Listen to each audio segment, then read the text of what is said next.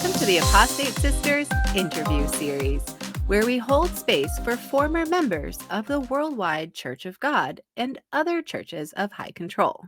Today, we're thrilled to sit down with LaNisa Frederick, an award-winning actor, writer, voiceover artist, and a fellow survivor of the Worldwide Church of God. LaNisa is a comedic powerhouse, appearing in shows like Brooklyn 99, Young Sheldon, The Goldbergs, and a Black Lady sketch show. As co-creator of the acclaimed Instagram series #Booked, she brings humor and insight to the experiences of actors of color of Hollywood. Not only does LaNisa shine on screen, she's also a dynamic voice talent behind games and animations such as Baby Shark, League of Legends, and Call of Duty: Modern Warfare. And soon, LaNisa will be debuting her new podcast, Black and Cultivated, featuring the stories of Black and Brown cult survivors. So today, we're diving into her experiences growing up in the Worldwide Church of God and looking at how she uses her art to spark dialogue and healing. Here she is. What's up? Hello. How are we? I wrapped a show last night, so we had like a big dinner last night, and it's like the show that we did was absolutely insane. So I'm still like, what day is it? Where am I? A little discombobulated, not gonna lie. I believe, and I'm exploring where my belief sits. Okay. I do believe in a higher power. I do believe that there is Okay. something spiritual out there. Does it look like the organized religion that I grew up in? No. But I think that I do believe there is something. The Black and Cultivated. Why did I think, who's in that with you? It's my girl from England. I think she considers herself an atheist, but nothing has been released, but she might say it on her platform. Yeah. But I think she considers herself an atheist. And we had that conversation when I interviewed her, because I was like, no, I still believe in God. I still believe in a higher power. I still pray. I just don't, it doesn't look like the organized religion that we all know so well. Love it. Yep. That's what I know. WCG's like sure. organized religion plus. And it's such a hard balance to figure out, one, what it is, and like understanding. And I don't want to spill everything, so tell me to be quiet, but I was just thinking about the fact that like even growing up, it was hard to explain to people what it was and what we do and what we believe in. So yes. Yeah. Well, see, I'm glad we checked, Pats, because that's the one thing. Yeah. Because LaNisa, we noticed that a lot of people from like former WCG, that they find themselves in some sort of like religious organization maybe afterward. Patty and I did too. We were evangelicals for a long time. Yeah. So I think I forgot about church. I forgot about and we'll go into this too, but my mom, we all lived in the same house. My parents were married for 25 years until my dad passed, but my mom wasn't a member. So I always got from her, and she would go sometimes. She would go to the feast. She would go special holidays. She would go on potluck days, stuff like that. But I always remember her saying, like, you don't have to sit here and donate all your money for 5 hours in order to have a relationship with God. And that has always been, I think, my philosophy. So yeah, do I go to church every once in a while with friends? Yes. Do I pray? Yes. Do I know exactly when I sometimes go like God, Allah, Jesus, and Buddha? Throw them all in there. I don't know. I mean, right? Yeah. They might all be the same. Exactly. And I was like, cool, I believe in that. I believe in that. Yeah. I love it. That's so good. Well, that's great, actually, because I don't know how much of our channel you have watched, like the other shows outside of the podcast, but we do the Unpack It series where we read Herbert W. Armstrong's BS with our friend Joel, who is a Christian also. I love it. He still is a Christian. So it has, like, as much as we think that since we're atheists, we kind of like want to be in that atheist space. It's like we're recognizing that, like Nancy was saying, because so many people coming out of the WCG didn't end up as atheists, or they have, somewhere along a path between that, or atheist and then back again, it's like we can't expect to come to the space of former WCG folks without being able to hold space for that too. And I think it's like our experiences are what binds us all. Yeah. Our trauma bonding, and it's like whatever path people take afterwards, like, all right, so be it. But we all have the common denominator of growing up in the wackiness that we did. And I like that terminology, trauma bonding. That's good. Yeah. Really good. There is something, like other people that we have interviewed from WCG have said a similar thing. Like we feel like one big family, like we're bonded in our traumas from being raised in the Worldwide Church of God under Herbert W. Armstrong. Exactly. Oh my goodness. Yeah. Thank you for having me. I really am grateful. Oh, yes. I was so excited when I found you, LaNisa. I was telling Patty, I'm like, I need to reach out to her right now because she has like the black space covered from WCG. I don't even know if we really knew anyone who was from a black or brown family in the WCG, because we know how racist they were. I know. Remind me what city you guys were in. San Jose, California to start. And then we went to rural Wisconsin. So there we go. Big difference. Yeah. So yeah, it was kind of interesting that we got this experience in San Jose, where like the church had, I think, just had one black family, to tell you the truth. But it was an area that was incredibly diverse. Like when they were telling me that civil rights had happened and so racism didn't exist anymore, I looked around and the block had everybody from every country. And so it was like, well, yeah, they're telling me the truth. And then I moved to the Midwest and I was like, oh, okay. And it was like, okay, we haven't solved it. Good to know. Yeah. But yeah, there was one family in our church. And I guess at the time it didn't occur to me to realize how odd it was, the way the demographics looked in the city at large versus within that church. But given that, I am so curious to know like how you landed in the church and where and for how long. Yeah, absolutely. I'll take you back. My origin of the church, number one, what you talked about with black and brown families, it's always funny to me because our congregation was, I'm going to say 40% black, 60% white. So our congregation was pretty dang diverse. And I am curious. I've talked to a few former members from my podcast that were in my congregation, and we did discuss that. And we did realize too that there were a lot of big families in it. I'm like, oh, Jen, your family, there was like 20 members that were part of it, just because the aunt was in it, her mom was in it, the cousin was in it. So it was a lot of families, huge families in it as well. But I'll give you my origin. I was born and raised in Worldwide Church of God. I think my dad joined in very late 70s or right before I was born in the 80s. So that's all I knew. I grew up in Cincinnati Central Church in the Worldwide Church of God. And again, like I said, our congregation was pretty diverse. There were several congregations. There was like the East service, the West service, because everybody had a different place that were less diverse.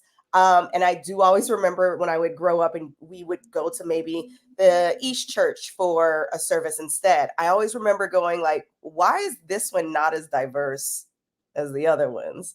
Why do we get weird looks when we go into here? I'm like 8, so I didn't click on what it meant. But then slowly we just started to unravel and dissect everything.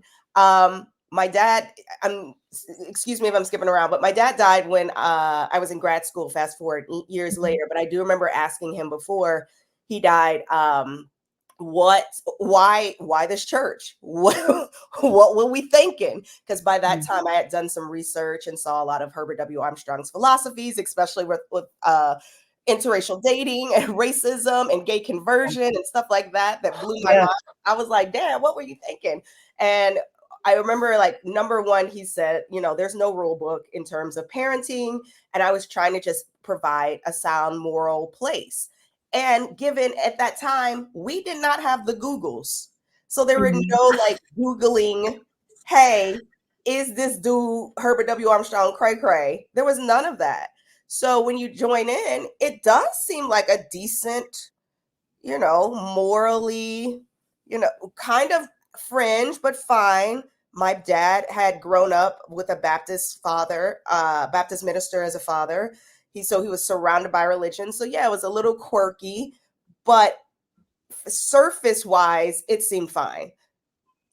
Surface wise, it was like, all right, sure. It's when you get deeper, then you like, wait, you believe what? Oh, no kidding. Your fault. By then, you've created a family. By then, you've created community. So, and then it's harder to get out then. Right. That really resonates. Yeah. Patty and I, we just didn't really think about WCG for many years afterwards. We wanted nothing to do with it. And then all of a sudden we just started researching it. Right. And we found it on Wikipedia titled as a doomsday cult. Damn. And it was like a light bulb went off. I'm like, holy shit, that's exactly what it was. Yeah. And we started researching from there. And it's taken us to this point. We're now in our 40s feeling like we can actually talk about this because as adults, we were able to research and learn for ourselves. Exactly. Oh, the things. I mean, thank goodness for the Googles. Yeah, exactly. We are the generation that had the Googles. I'm gonna call it that now. I love it. It's so funny. Our parents really didn't, and no one. I always say nobody wakes up and says, "I'm gonna join a cult today." Yeah, no one wakes up and says that. So I know it's crazy, but I have some understanding with especially how like my folks and so many other members got duped. Yes, right. I mean, that's the thing we have to keep coming back to when we get angry about whatever thing we're picking apart. Right. And like, why was it like that? It's like, well, they were victims first. Exactly. Yeah. Exactly. I mean, that was a very crafty advertising, man. Oh my God. Very. Yeah. Yeah. I mean, he was smart as hell. He came to California. Everybody was doing radio gospel then. Everybody was doing like, ooh, this new medium to get the word out. Yeah. Well, he was at the forefront of it. I mean, He was an early pioneer of televangelism, so to speak. Exactly. I'm so glad Armstrong did not have the internet. Can we just like... Oh, you're right. That would have been, probably 10 times worse. 10 times worse. Seriously. I think about that a lot with like cult leaders. I'm like, what if Jim Jones had the internet? What if Armstrong had the internet? Yeah. Like, I feel like it would have been even more dangerous. Right. Yeah. Those resources at their fingertips. That's a scary Exactly. Place. Exactly. Though unfortunately, I think they them having come before like laid the foundation for people to look at what they did, and then they were like, okay, exactly. The wheels are spinning. The wheels are spinning. But that was my origin into it because my dad was in it. I have to say though, I have a very interesting religious background. Like I said, my grandfather on my dad's side was a Baptist minister. My grandparents on my mom's side were Jehovah's Witnesses, and then my aunt was Seventh-day Adventist. So I would skip around to all of these. And they're all connected to somebody. They are all. No, I was like, those are the threads that made the WCG. Exactly. Oh no. So it's like it was the perfect storm. The perfect crazy storm. I'm like, all of y'all like Saturday church? This is weird. What's going on? Well, yeah. Saturday's Sabbath.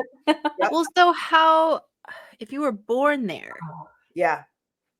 Then I'm kind of curious if you have like childhood stories of the feast to share and stuff, but ultimately I'll be curious about like how you got out and, that debate of if the church left you or if you left the church because of all the changes and stuff. So, Yes. Yeah. I always found myself skeptical and curious because my family, like I said, my mom was not in. So I had a window out, if that makes sense. I had a window that I was like, y'all saying this, but this is actually what's happening. Because I remember what resonates with me as a child, for the most part, are, for example, not being able to do things on Saturdays. So my mom sneaking us out and being like, your brother has soccer practice and we're going to sneak out before you start church. So your dad can't take you to church. Stuff like that to make us have a normal childhood. Or Christmas. I remember huge fights where my aunt and my dad would get into because she wanted to give us presents. And now that I am an aunt, I'm like, I'm giving my niece a present. And my dad would be like, no, we don't celebrate. You can't give that to them. Then as we got, I'm going to say around 9, a little older, my dad worked at a hospital. He was a hematologist. So he was working sometimes 7 early morning to evening. And my mom would, when he would leave for work, she would bring out a mini Christmas tree and throw the gifts under it. And we go out there, have a quick Christmas, take some pictures. Okay, 3:00, your daddy coming home soon. Wrap it up, put it in the closet. And he'd come in and be like, what did you guys do today? And we'd be like, oh, nothing. We just hung out. I like your mom already. I know, I was going to say the same thing. I think about that. I was like, Mom, what? Why'd you just say no? But I also have to remember, like, the time. I have to remember, like, Midwest, a married woman, in the 80s. Like, it was a different time. It was just different then. It's not an excuse, but we just have to acknowledge, like, the progress that we have made and the progress that we still have to make. Absolutely. Right. We just have to acknowledge that. So yeah, those are my huge memories in terms of like how I experienced it. Some of the things that I knew that were weird were like tithing. And we all know how the tithing was. Oh, yes. And I remember just being so proud to be able to put like $1 in the basket, or when my dad would get his envelopes with his name on it from Worldwide Church of God to donate or to tithe rather. And I'd be like, oh, we are so official because we get the envelopes. We are officially members. Being so proud of that. But then hearing my mom and dad argue, because my mom is like, yo, your children need to eat. This is and I remember, I'll never forget, if you donate more, that does not promise that you'll get to heaven any better than anyone else. Well, yeah. Yeah. So I think there was a lot of strain financially. Oh, yeah. That I knew, and I knew with other members as well. It didn't, I didn't put all the dots together until I was a little older. But there was definitely huge financial strains that were felt as a child as a result of our 12 different types of tithing that we had to do. I know. Yeah, it pretty much was 12, wasn't it? Our parents always lived in poverty. They never had money to give to the church, but they had to. Yeah. I found out when I was doing some interviews with folks that like one of our ministers had his own like private helicopter. Because one of the girls was like, oh, we got to go on his helicopter once. And I remember thinking, wow, my family can't afford groceries, but you have a helicopter. Yeah. Wow. I mean, that's the model HWA setup. Well, exactly. Right. All of his close people that are in his little inner circle, exactly, what have you, they were living well, really well. They were doing A-okay. They were doing A-okay. I think the other thing, if I would point out a third thing that I remember, and this was when I was older as a teen, was how huge interracial dating was a no-no. Oh, yeah. And my friend started dating this guy, and I was like, great. We're like 14, whatever. And I remember like the wrath that caused. Like it was World War III to the point where we still talk about it. Can the church, like it was a church issue? Yeah. You can't do that. No, interracial dating is not allowed. And it came from a lot of the older white members that were of that old school. I remember finding some old school Plain Truth magazines that talked about how interracial dating was like the next big thing to destroy the world. I was like, really? Yep. Wow. They just keep finding the next little niche of people that they can vilify and other. It's Exactly. so Mhm. disgusting. Yeah. It was very disgusting. It's very disgusting. LaNisa, have you read Armstrong's last book? So we did a 6-part series on Herbert W. Armstrong and the Worldwide Church of God. It was like a timeline of events, kind of like how did this kick off? Where was he coming from? Where was his mind? What did it eventually turn into? I think his last book was Mystery of the Ages, if I'm not mistaken. And it was one of the most racist things I've ever seen, I've ever read. Even worse than his Great Britain in Prophecy book. It was worse. It Okay, was hold on 2 seconds. Oh, sure. 3.5 seconds. Are you serious? Oh boy. There it is. Now I have not. Now I Righto. need to dig into it. So when I wanted to go down my journey as well, I went home and took everything that I could find that my dad had. Yeah. Because my mom don't throw nothing away. So I took all of it, everything he has, and I was like, got this one. A physical copy. Wow. Right? Isn't this wild? And you haven't read this, you said? I have not yet. You will Oh. not like it one bit. So you think this one is worse than the other one? The things that Armstrong says in there, he uses terms like white strain. And I What forget the- exactly. Do you remember this, Pat? We were talking about it in our timeline. Yes, I do. It's well- like, well, I remember saying that I think it was like his filters were coming off. You know, he was Yeah. so old and losing it that like, Mhm. Right. yeah. He really was. He This wasn't is holding good. anything back. Yeah, I think it's like more the second half of the book, LaNisa, where he goes to town on the racism thing. Yeah. Which is so wild. I'm like, how? I have so many questions for so many people. Right. Yeah. Wasn't his Well. wife Filipina? No, just white. I swear he had a Filipino wife too. Or maybe, I don't know. Let me not start. I think that was the servers on his private jet. Yeah. That was one of his many whores, from what I understand. What? He went to the Philippines at least a couple of times, and there were all kind of shenanigans that happened on that flight, LaNisa. We researched all this, and we were just like, oh, he managed to hide a lot. And even if his members got word of it, he found a way to squash it. They're just like, oh, that's Satan trying to deceive you through these people. Wow, as they do. As they do. That's wild. Okay. Yeah. Wow. Yeah. Yay. That's where the Filipino comes in. I was like, I swear there's a Filipino lady that no. Yeah. No. He did have that second wife though, which didn't last long. Okay. He was really good though when it got to the 80s and his 1975 end of the world hadn't happened. He realized he had to rebrand, and so that was when he did all the like, oh, I'm setting up these schools, oh, I'm doing this philanthropic work over here. And so he like shifted who he was for the donors to come in. I need to go through your series because I didn't understand the jump and the correlation between the end of the doomsday prophecies, and like how that transitioned to like really getting Ambassador College up and running, really like opening up other doors. It's like, oh, you're running out of people and money. Yeah. Yeah. He found a way. He gave himself the title Ambassador for World Peace.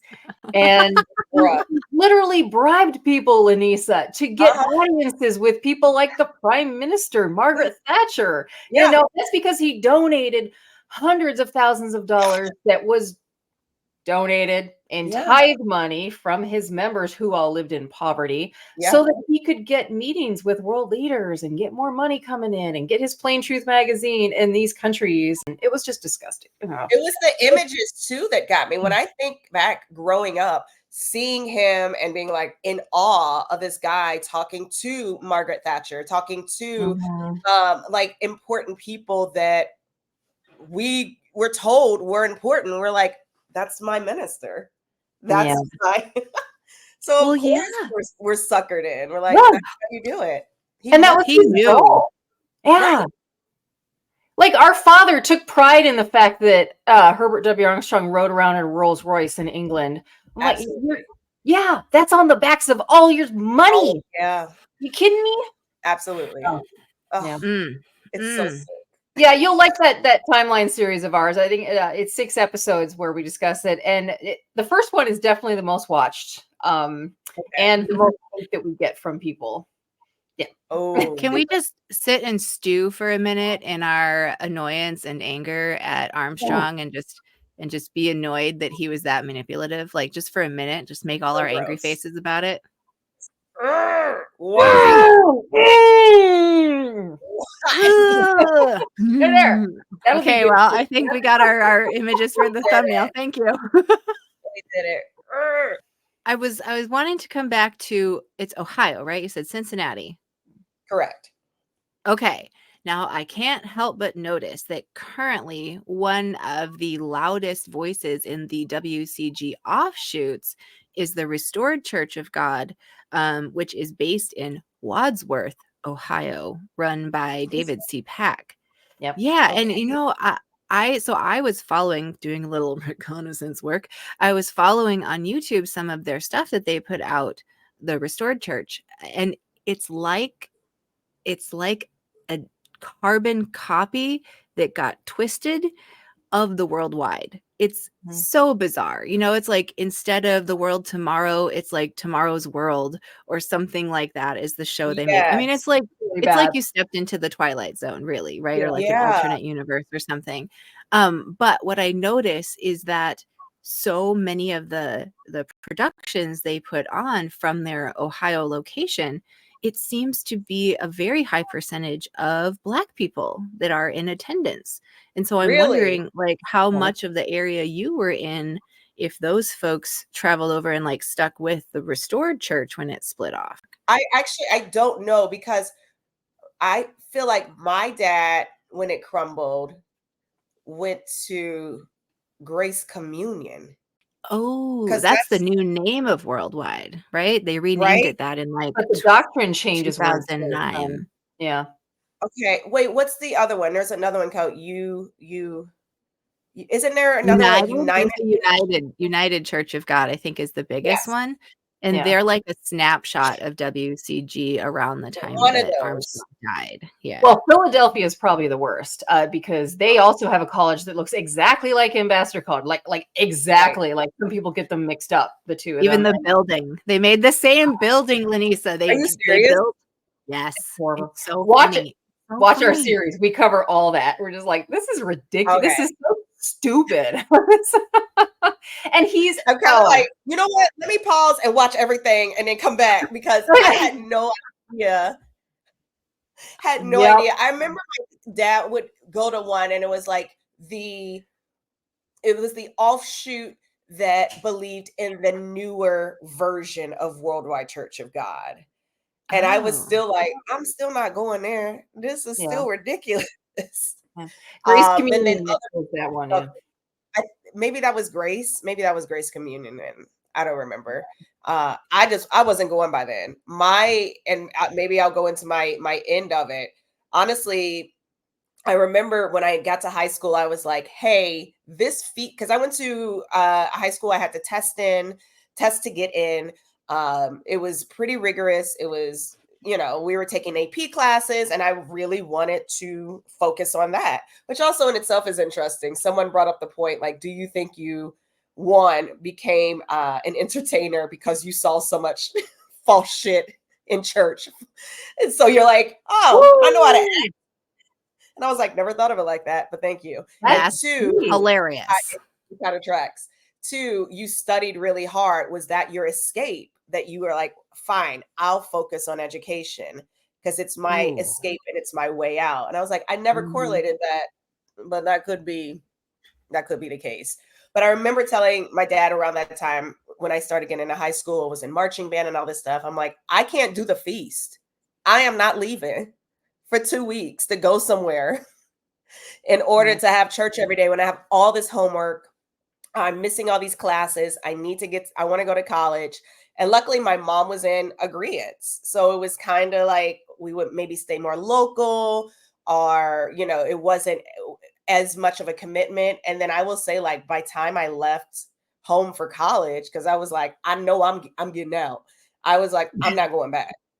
So I feel like mine was like a trickle down effect. And then by then I was like, I'm just not going. I'm not going anymore.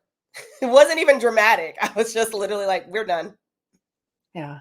Well, what year Wow. was that? Was that before or after the doctrinal changes? That was around, I'm going to say 99, 2000. Okay. Mhm. Oh, okay. You were in it a little bit longer than we were then. Yeah. Yeah. I So remember when he died. Yeah. Okay. Yeah. 89. Yep. Yeah. That happened in what, 96? 94 was the Christmas sermon where Joseph W. DeKoch gave that bombshell of a sermon saying, hey, we're a new covenant church now, and half the people left. Our parents, of course, weren't having it either, so they were floating around for a while and went to find another cult leader who had a legit commune in the middle of South Carolina, which split our family apart. But yeah, we Fun time. cover all that. Yeah, Isn't it? I nice. know. Oh, it's so sad how belief systems can do this to us. I A know. registered pedophile of all things as well, which, Yay. hey, Herbert W. Armstrong was also a pedophile. So I have heard those rumors too. there were court filings about it, LaNisa. Yep, I heard some of the recordings, actually. I did manage to find some. And part of the agreement between him and that young new wife of his that he ended up marrying, she was not to speak about anything that happened between him and his daughter back in the 30s. So, but so there were a lot of people that knew, because towards the end of Armstrong's life, again, he got old, he got senile. He just admitted to all of these things. Like, he just didn't care anymore. Kind of like Trump, where he's just like spewing bullshit out of his head. But like, he means this stuff. That's the scary part. That's so scary. Yeah. I mean, it really is, right? And we kind of laugh because we don't know what else to do with those big feelings we have about that. But yeah, we've seen this way of treating other people, and it's not good. No, not at all. Yeah, Not at all. I know.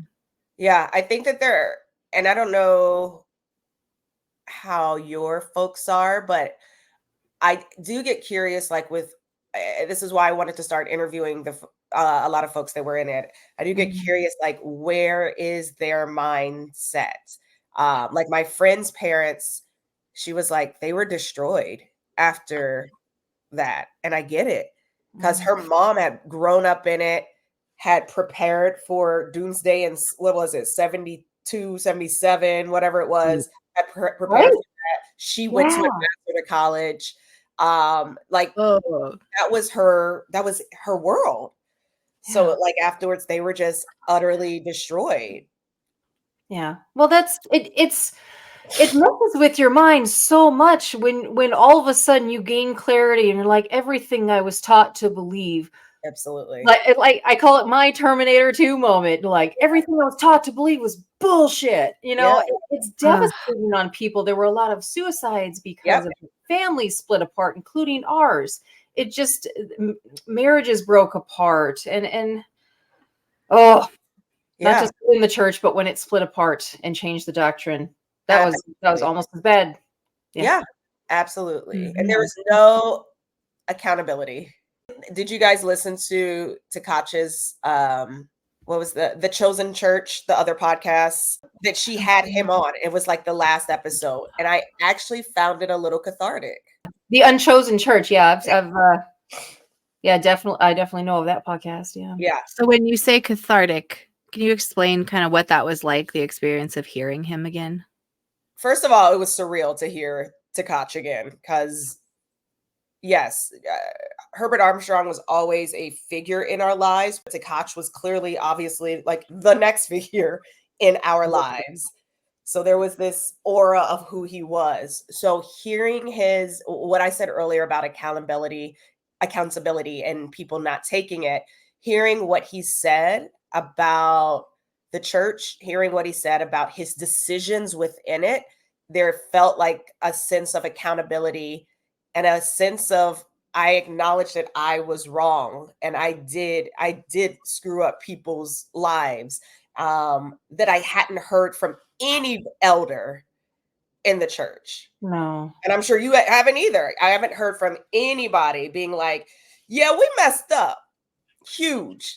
And we fucked over a lot of people. And I felt like I heard that from his interview. And I was like, oh, all right, cool. I appreciated that. Okay. Yeah. I mean, what more could we ask for at this point? Exactly. When it has already occurred.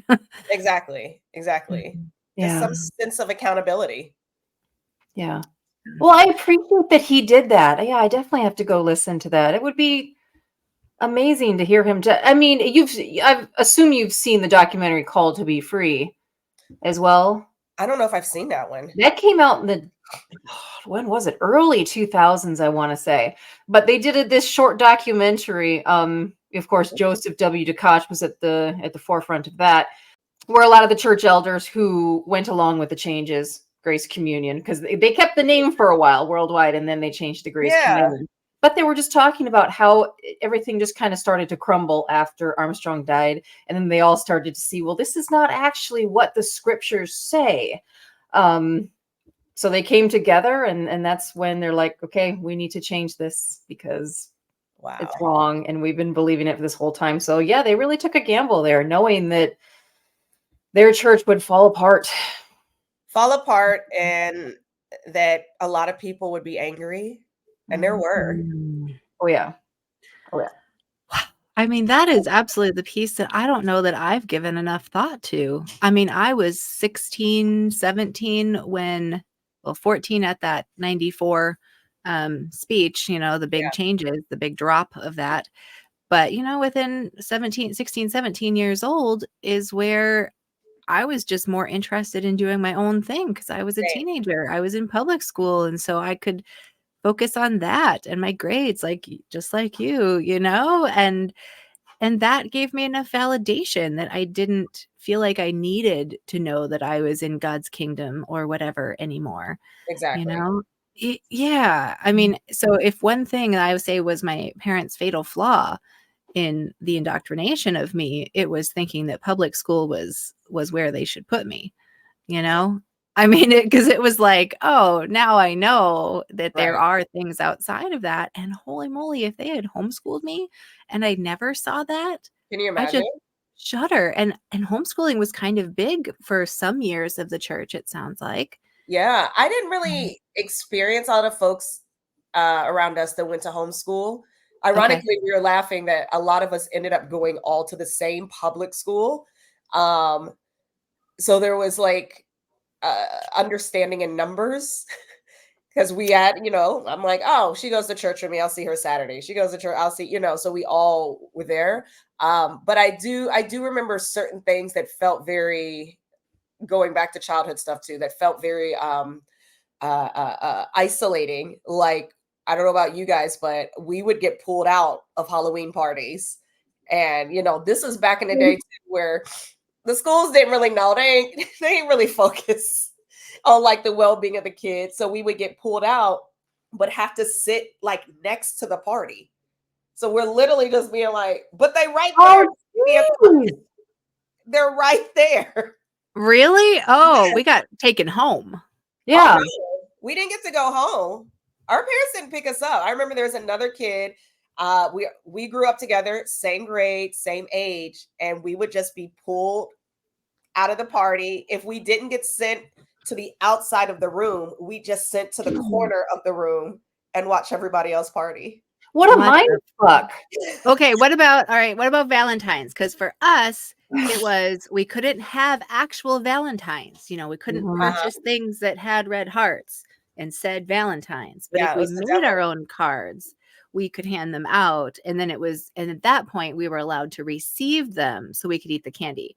How did your parents navigate that? It's so weird. I think ours was pretty similar, but then again, my mom also, I think, snuck us cards. Like, here, y'all can do some cards too.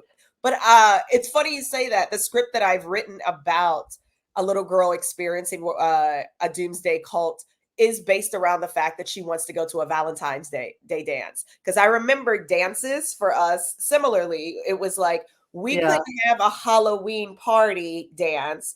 We could have a dress up dance the week after Halloween.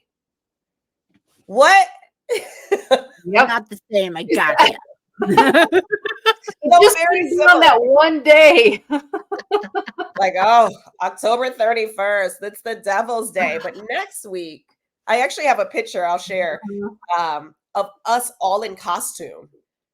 And I remember being like, it's the same thing. Halloween was just last week. We were never allowed to wear a costume ever. Nope. Like not even like the clear opposite side of the year. Really? Isn't it funny all the weird little ways that all the different parents tried to like do the thing they were supposed to do? Yeah. How did you guys experience Christmas? I'm just curious. Oh, we didn't. As though it was the day after December 24th. Right. Yes. Yeah. What's that? Yeah. Yeah. LaNisa, we often make the joke that like this was already an extreme church organization, but our parents were on the extreme side of that extreme. Yeah. Like you have people that even celebrated birthdays. I don't know if your father did. Our parents didn't. Oh, yeah. Yeah, a lot of church members did not. We did. I will Heathen. say, I know we are heathens, Pagan. but I also say that again, mainly from my mom's side. My mom, we're throwing the party. I don't know if my dad would have had it not been for my mom being like, no, she's having cake. Yeah. So very, very similar. So what did your mom think about all this? Like your dad. So I ask her all the time and I'm like, why? And even going into doing the podcast, I asked her, I was like, are you okay with this? Like, yeah.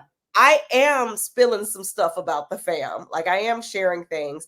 And in reality is you were like, sure, you can go to this crazy church. But she'll just respond with, hey, I knew things were very weird. Yeah. I didn't know how weird. And I think in our congregation, a lot of stuff was hidden and there was a lot of community.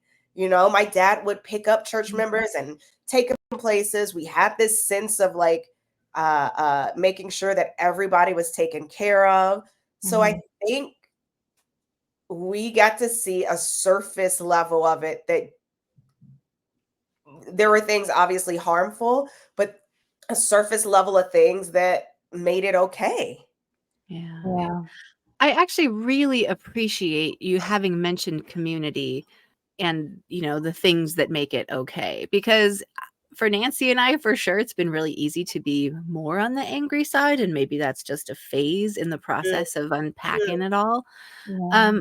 But like when you talk about community, like, isn't that the goal of, or shouldn't that be the goal of what a faith group or a religious group could be? You know, and we can call it whatever we want, I suppose, but that's what we all need. Absolutely. We all have our can't deny the fact that there was community for us in the church. Right. That's how it felt as a kid. Now that I'm older, I heard there was some shit talking because my mom wasn't in the church. And I mentioned it to a friend and she goes, oh no, your mom got talked about a lot. We have heard that. We have absolutely heard that. A very good friend of the channel, JJ, who does some of our social media videos and stuff, he had the opposite situation. His dad didn't attend. And so they were always like on the outs. Like even the other kids would kind of bully him and his brothers because he didn't have a dad around. Like clearly God wasn't, you know, like favoring y'all like they do us. I mean, messy shit. Yeah. Well, and at least up until sometime during the 70s, the divorce and remarriage program was still in place and conveniently ended around the time when Armstrong remarried. Yeah. Exactly. All of a sudden he realized, like, wait a second, we're gonna lose more members if we do you remember they had single dances. Yeah, they did. Yeah. Mhm. Which is so wild now that I think about it. I interviewed an older lady who I considered like someone that I trusted as like another mom figure within the church.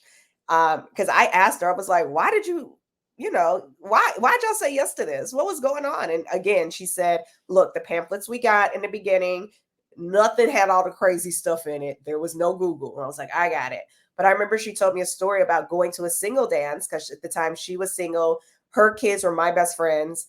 And she was dancing with a white guy, and she's a Black woman. And a member came up and said, oh, no, we don't do that there. We don't do that here. We can't do that here.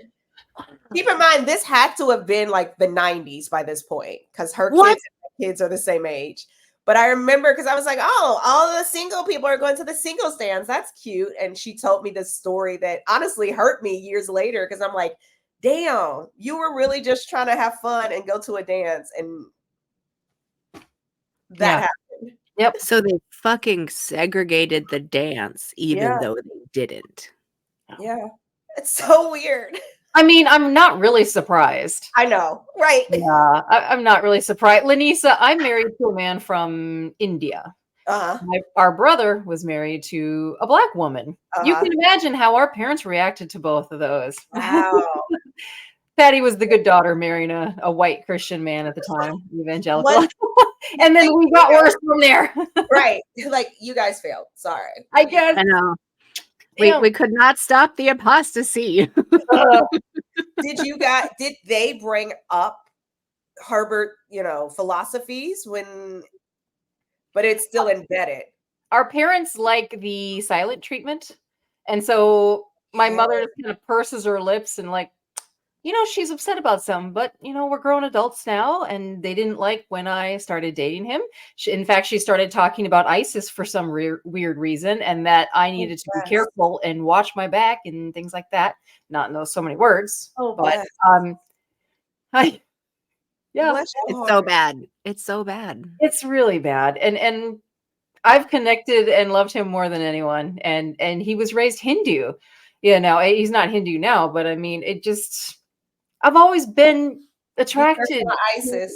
Be careful of ISIS. What? Why in the fuck did her mind go there? You know why? Brown. I'm sorry. That's why. That's how bad that is. Right? Like that's the level of not understanding how people are in the world. Yeah. I mean, it's ignorance. Sorry. It's like ignorance on display. It's very dangerous. It's so dangerous. Yeah. Really is. Right. I mean, I always talk about people should believe true things, and whatever we can do to facilitate people believing true things, we make better decisions when we believe true things, especially about each other. Yeah. Absolutely. Yeah. Did you guys, when were you able to call it a cult? I want to say 5 years ago after finding it on Wikipedia, just calling it that. Okay. Mm-hmm. Is that the same for you, or has it been a while? I noticed that I still had hesitancies because how we define cult is so up in the air. Mm-hmm. And there's stigma.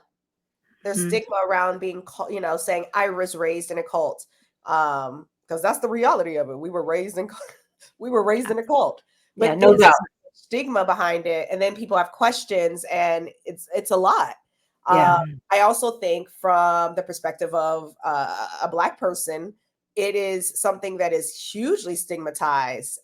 White cults are seen as white people things within the community, within the Black community. So to be like, hey, I was raised in a cult, immediately it was like, oh, so there are Black people in cults? Like, mind is blown.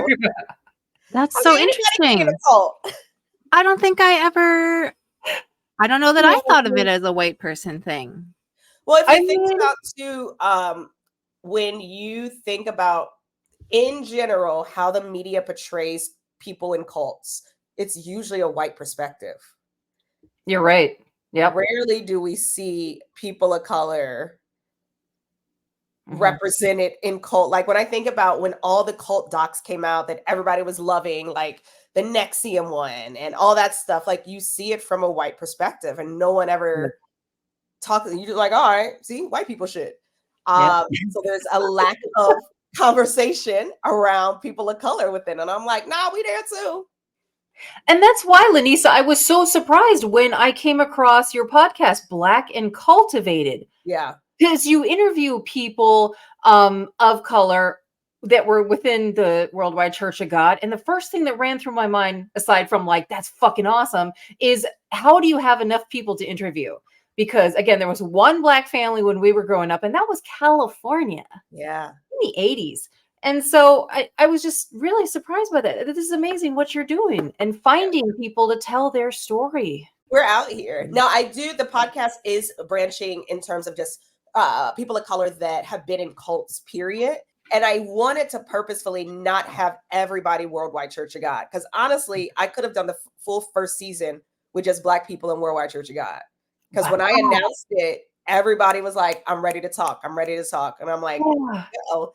So I had to tell some people, you know what? Let me do you season 2. I interviewed a guy he's in Florida now. We didn't grow up together. I didn't know him, but we're around the same age. So it was very fascinating to hear his experience. Similar and a little different, being a Black person in Worldwide Church of God. I interviewed a woman who is older. She's probably around my mom's age. And she was telling me, she's like, oh no, I remember when the churches literally had segregated seats for us. And I was like, wait, oh my gosh, what?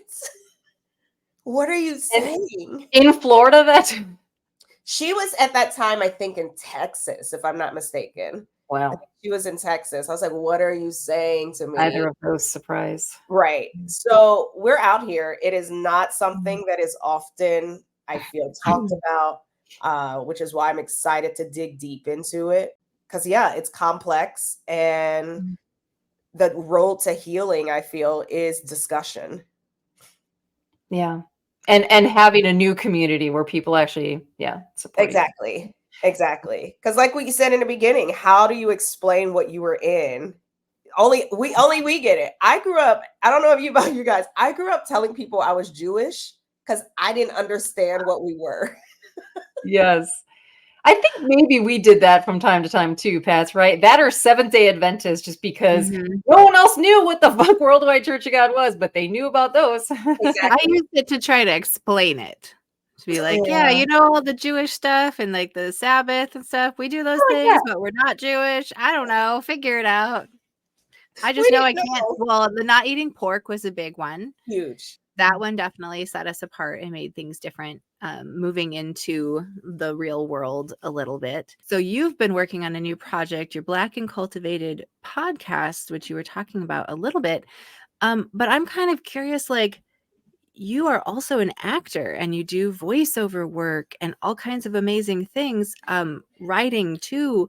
And so I'm curious where the end of the WCG went for you to step you through these places where you're an amazing creator and now are stepping into a space of standing up and sharing stories of other Black and brown cult survivors. So like, what were those steps from ending WCG time to now speaking out against it and having your own whole career in the middle of that? Amazing. I wish there was like some like huge firework explosion of an ending, but there wasn't. Again, my leaving the church had mainly to do with the fact that I left home to go to college. So once I would count down, I remember counting down because I was like, I ain't going to that church no more. I ain't doing any of that. I want to do what I want to do. And very grateful that my parents were very supportive of that. I think my mom, especially so, because she was raised Seventh-day or Jehovah's Witness, and they wanted to not let her go to college. She said she remembers when she was about to go. She was looking at schools that church members came to her house. Jehovah's Witness church members came to her house and said, no, she should not be going to college. She should be giving out Watchtower magazines on the street. So I think there was a fire in her that I don't know if she's ever expressed, but I think there was a fire in her that was very adamant that I would be going to college. And by that time I was over the church. I was over like having to leave for 2 weeks to go to the feast. I was over like these Saturdays where I needed to go to rehearsal instead because I was starting to get into theater, into music more. Yeah. So as a result of that, I just remember coming home and was like, I want to go to this school in Chicago and I want to study theater. And luckily, very blessed that they were very supportive of that and allowed me to go. When I came back during holidays or during, like breaks, yeah, sometimes I would still, and I think at that time it might have been Grace, I can't remember, would go to the other church. And I just remember sitting there and being like, are y'all still doing the same damn thing? Like this is the same BS. So I recall that and remember being like, I'm not doing this anymore. And it kind of fizzled out. And I do think, as I mentioned earlier, I had an interview and the guy did say, do you see a correlation between your work in entertainment and your growing up in a cult where you had all these dramatic leaders acting out? I was like, never have I thought about that. But now that you say it, that makes sense. Yeah. What we grew up with and the fire and brimstone, the huge, orchestration of whatever, you're going to hell. Like even the images that we grew up with, thinking about that, it is very dramatic. That is very theatrical. And I gravitated towards that. And then, just started doing that as that's very blessed and lucky that I have found a path in entertainment as a result. I think pandemic-y time is when I really started digging deeper into the church and understanding what I had gone through and what we had gone through collectively. And that's when I wrote my script about a little girl discovering the truth about her religion, about her church, which is a comedy called Church Candy. So it was around that time I started doing more interviews with folks that had been in the church. And I think that was a lot of my aha moments. A lot of the times that I was like, oh, we need to talk. Okay. And because there's a lot of stories out there, as you know, and a lot of people out there that haven't shared their story yet. And they too are victims and deserve to have a voice as well. Yeah. The longest, long-winded answer ever. I hope it answered what you were asking. Marvelous. So good. And I got to tell you, LaNisa, I wanted to be an actor when I was a child as well. And Patty and I obviously were deconverting like publicly here and deconstructing this ideology from our minds. And we're coming to all these crazy conclusions as well, just like you are, just talking it through with people. And the light bulbs are going off. Yeah. I realized like I kind of wanted to be an actor because I could pretend to be someone else. I could be all these other people. I just didn't want to be me anymore. I hated my childhood. I hated the church. I hated everything about it. Yeah. I just wanted to escape. And I think I never actually pursued it aside from being in a few like commercials and I'm featured in some documentary somewhere. Yeah, that was it. But I think, my mindset was I just want to pretend to be other people. I didn't want to be me. Totally makes sense. Deep, right? Woo! That's amazing that you were able to talk those things out and make the connections with your childhood, because you're right. Anyone who was not raised in the Worldwide Church of God is not necessarily going to get it. Those of us that were in it, like we do understand, no matter what path we're on now. Exactly. Yeah. Exactly. It's also hard because it's not one of the ones, as we talked about earlier, that is widely known. Right. And people have challenged and said like, well, what made it so bad? Like, well, you didn't suffer. And I'm like, that doesn't mean that other people didn't suffer. Right. Jane Swift from Netflix show Haunted. I mean, conversion therapy, you know, not everyone experienced that, but that doesn't mean that it wasn't harmful. Right.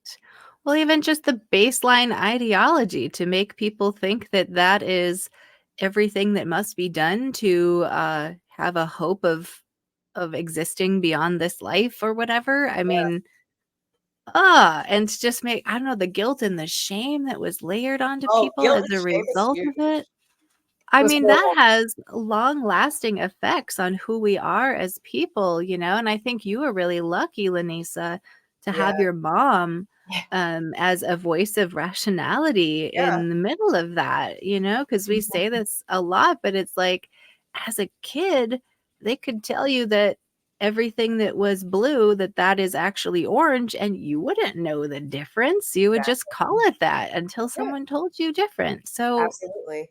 yeah, it's a really big deal that we talk about this and understand like the deep level of change that was put into our minds and how we see the world.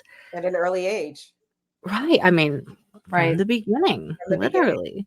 Did you Yeah. guys also save up for Petra? Oh God. I don't know. I don't know. think they did.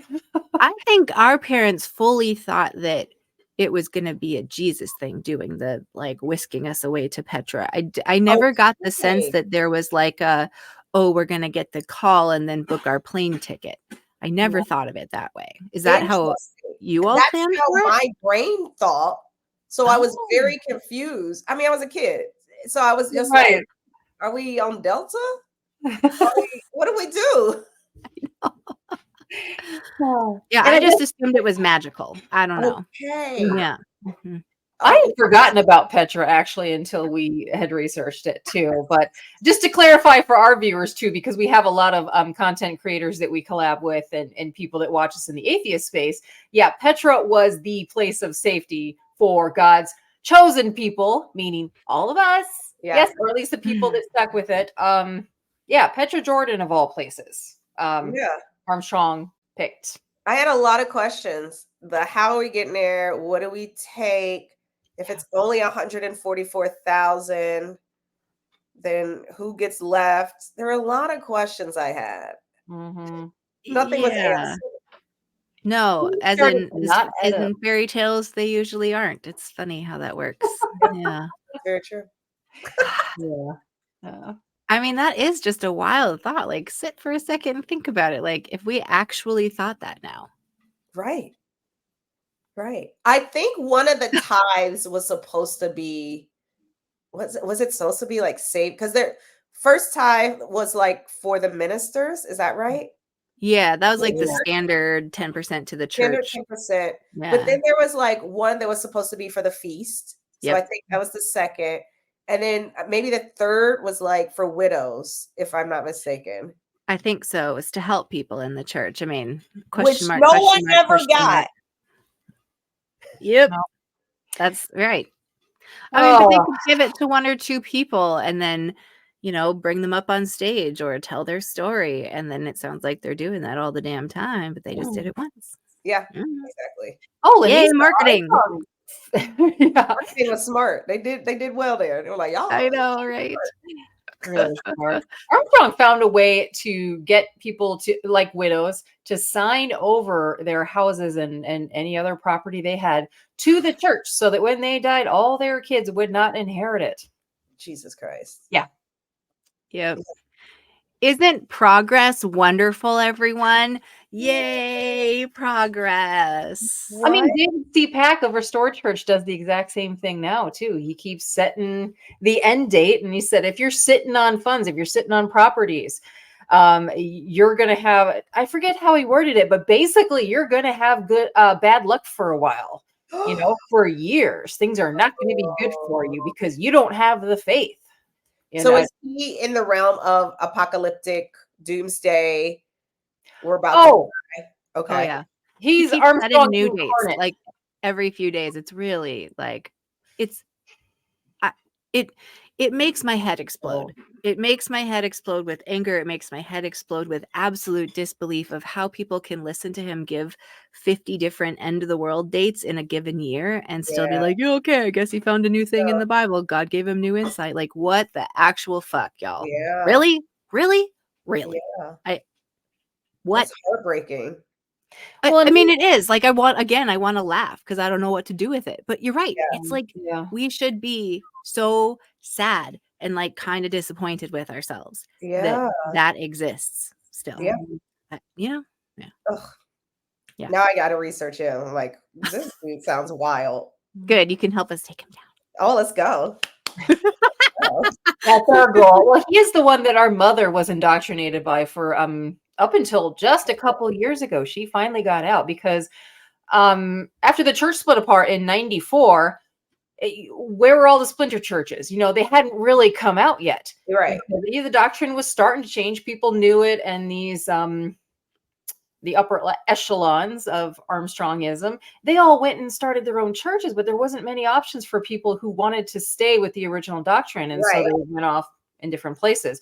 Well, our parents eventually found their way to David C. Pack and Restored Church of God. Our father was excommunicated for asking questions, such as like sending him letters, what constitutes a day? You're out of there. You question me, God's end time prophet? How dare you? How You're dare getting you? the fuck out of there. Our mother stayed for a while, maybe just despite our father, or she was just embarrassed by him questioning authority. But yeah, research David C. Peck. Yeah, our mother eventually got out of there just a couple years ago because she said he's a little controlling. You think? For someone like our mother to go that length to say, oh, he's a little controlling. Yeah, it takes a lot. So research David C. Peck. Oh, I can't wait. Oh, yeah. Can't wait. Good times. Yeah. I know. Hopefully you'll get some former Restored Church of God folks on your podcast Yes, too. I know. And I think it's actually really important that you're doing what you're doing about the WCG. And a reason that we talk about for being out here is that I think, you know, now Nancy and I are on the atheist side of this spectrum, but we recognize not all the WCG folks are. But what's important is for people who are making it more to a non-believer type of space, I don't think the Worldwide Church of God or its offshoots is like really all that known. You know, as like we discovered at a conference we went to, there was some people who remembered like the Garner Ted days, and they remember hearing about it back then. Because I think Garner Ted was a fucking celebrity. That's what I think. Yeah. But so what I think is kind of cool then is we can bring the WCG stuff and be like, guys, there are hundreds of thousands of people with these ideologies that are probably out there floundering their way through evangelical churches, non-denominational churches and stuff. And like, it's probably going to be important that non-believing communities and like deconstructing communities are aware of these ideologies so they can like be here and be able to form a little bit of a gotcha net, you know, of like, you need a place to land. Like, hey, we're talking about the stuff you probably want to hear. Yeah. You know? Yeah. Because I just don't think there's been that safe space for Worldwide Church of God, Armstrongist folks. Yeah. So so here we are. Like things just stopped and no one just talked about it. Yeah. And that's dangerous because, like you said, that's the breeding ground to then form a new cult. Don't you think Armstrong trained that into us a little bit to not talk about it?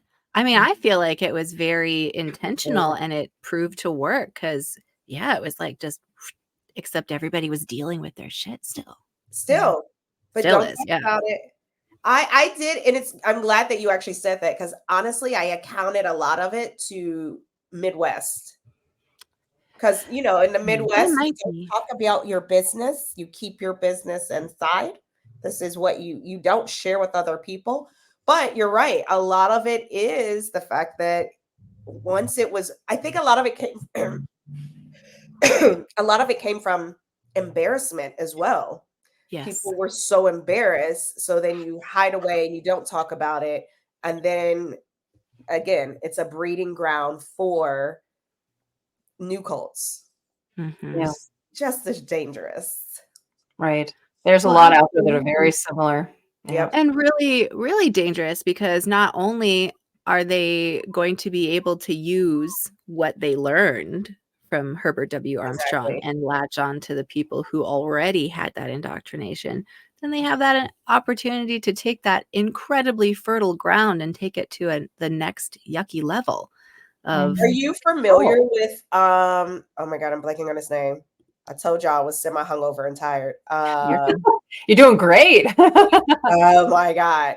You're fine. If you don't know, then you have to know him. Where is she? Former member? So Couture Tops, House of Yahweh. Do you know about House of Yahweh? Oh, We do. we've heard of it because our friend Joel did a thing on all of the offshoots. But yeah, House of Yahweh, I know, is like a little different. It's a little different, but when I started researching it, because one of my guests on my podcast came from that founder used to go to Worldwide Church of God. Mm-hmm. Yeah. He went there and then did a crazier offshoot. Yeah. That was in, she lived in the commune. She was about to marry him. She was like 16. One of those? Yeah. Yeah. But when I was reading it, when I talked to her, I was like, so we actually have something in common. Your leader went to my church. So he was trained under Armstrong and then was like, oh, this is not extreme enough for me. I need to go crazier. And he did. Right. And I've heard House of Yahweh is one of the worst too. Our friend Joel, who he's also still a Christian as well. He knows the Bible very well. And he's been reaching out to people of these different splinter churches. Everyone's been pretty cordial with him, except for, he says, House of Yahweh didn't want anything to do with him. Yeah. They didn't want to talk. Yeah. Yeah. It's scary for her to talk to me. I was like, holy crap. Cause she was on Survivor last season or 2 seasons ago. Oh, and wow. my boyfriend watches it and he was like, yo, I know you're starting this podcast. There's this Black woman on there that says I was in a cult. So I looked her up and I was like, oh my God. No way. You have to talk to me. So I stalked her. I was like, I know this is weird. Not that weird. But we have to talk. And I was so grateful that she gave me the interview because I'm like, we have so much more in common. Because she would be like, yeah, we did this thing called The Feast. I'm like, yeah, I know exactly what you're talking about. It's all the same stuff times squared, quadrupled, and now marry a child kind of thing. I mean, it's like they have a playbook. I just, where did they get it? I don't, it like includes private jets and child marriage or rape. Like, why? Okay. There's probably reasons why. We could figure out the psychology behind that. But. Exactly. It's well, I'm happy you reached out to her. That's great. I mean, I kind of feel like we did the same thing to you. We're just like, LaNisa, Frederick, we're going to talk to them. We're going to talk. I'm just going to send her a random message and see. I love it. No, when I was doing my research, that's how I found you guys and started following you and was like, oh, I like them. Oh, thank you. I like them a lot. I like them a lot. Appreciate you. We try to inject a little humor in a space that can be far too dark and sad. Exactly. Right. I overstand that. I overstand. And I've had fun. Did you say overstand? I overstand. I overstand it. I like that. I like that too. Overstand. Okay. I'm going to think about that. Thank you. We're learning some positive, uplifting terminology from LaNisa. Switch it up a bit. Sometimes it's up a bit. That's great. I love it.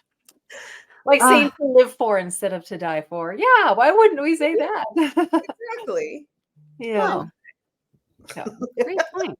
Oh my gosh. Okay, I'm feeling so inspired. Okay, good.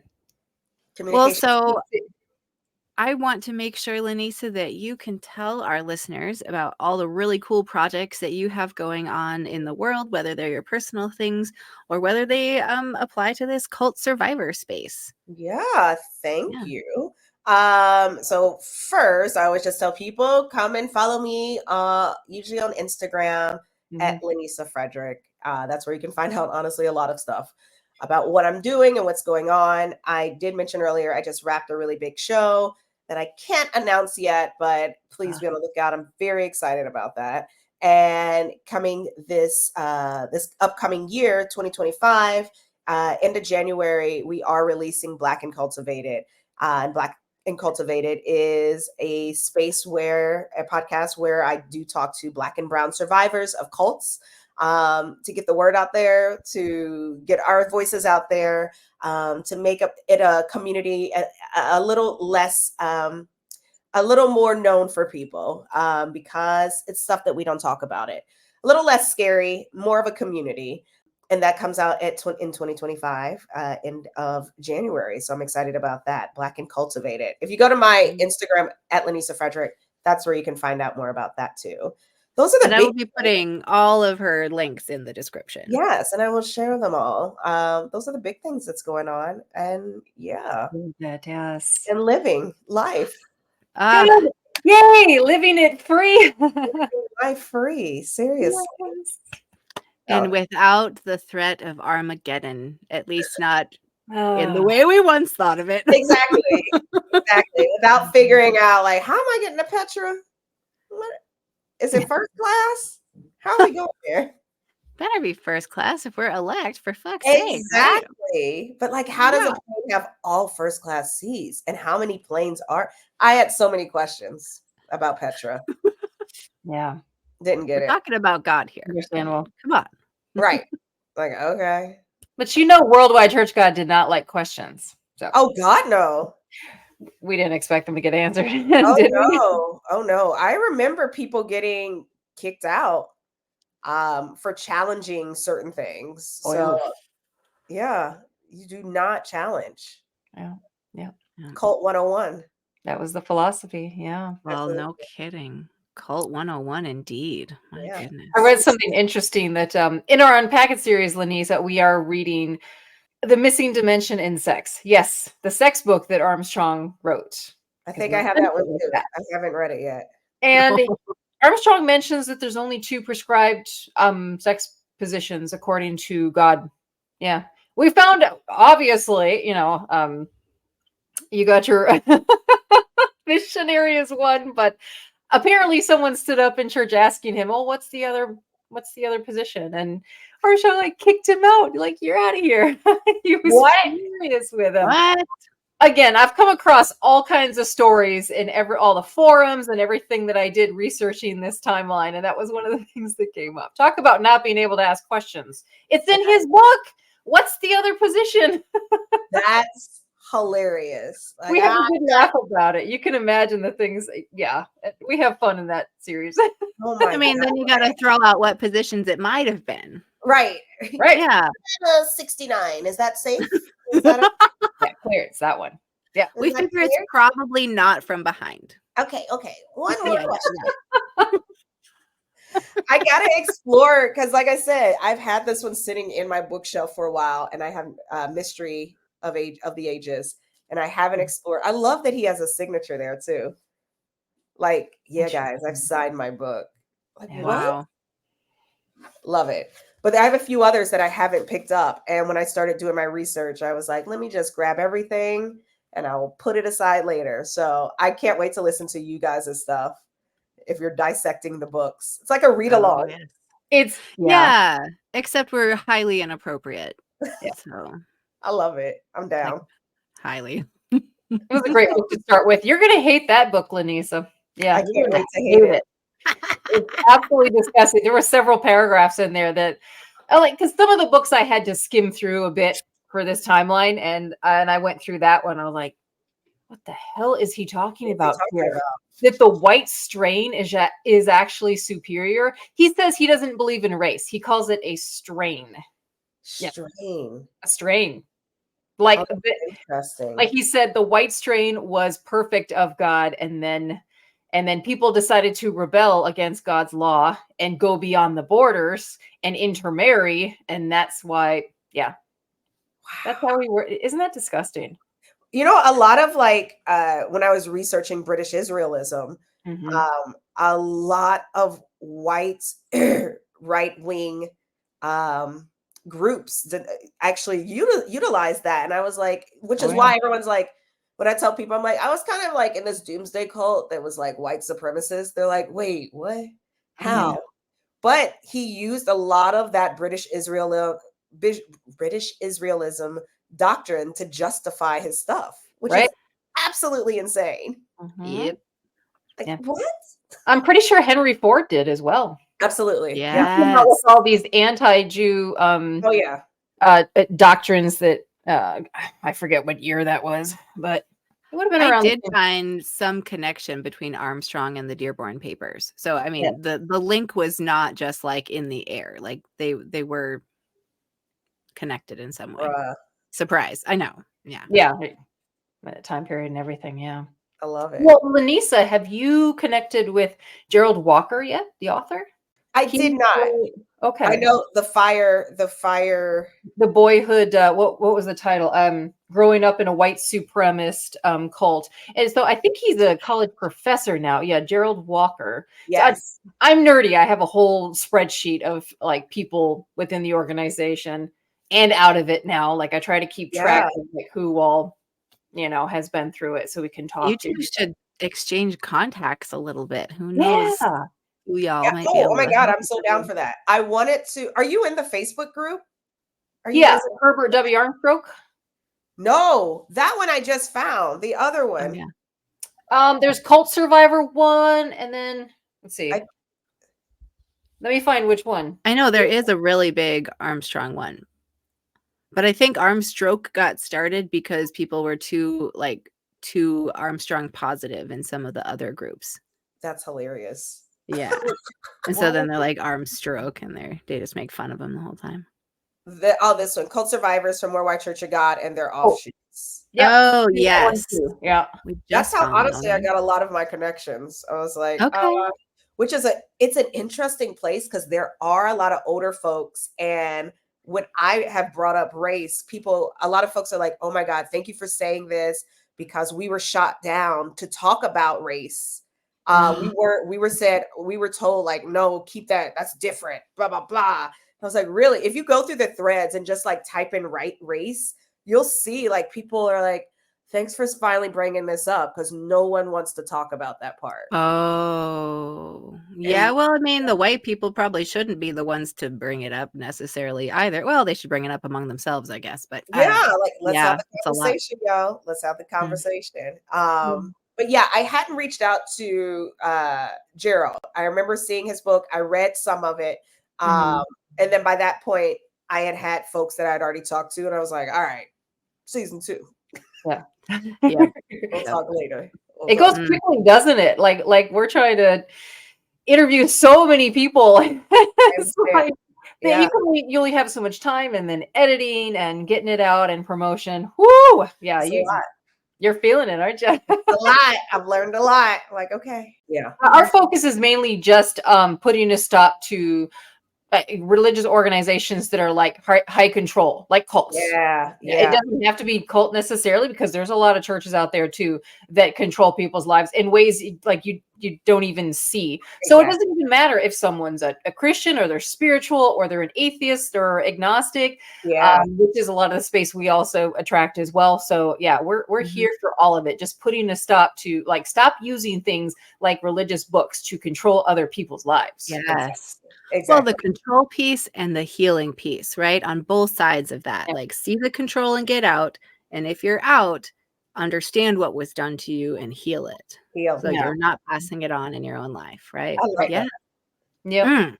I wish my husband were here, because he's always been a big fan of Big Bang Theory and Young Sheldon. He loved Young Sheldon, I think, even more than that's so funny. Big Bang Theory.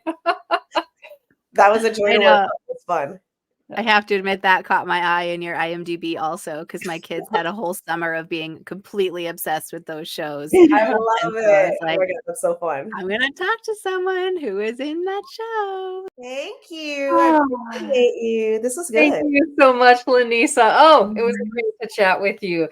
Congratulations on your new podcast and the new projects you're working on there in Hollywood.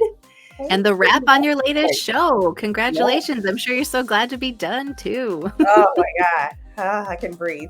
Oh, you were so busy. Wow. Thank you for taking the time to meet with us. I know you were so busy and just wrapped up with this project. So congrats on that. We'll keep an eye on it. Awesome. Thank you guys.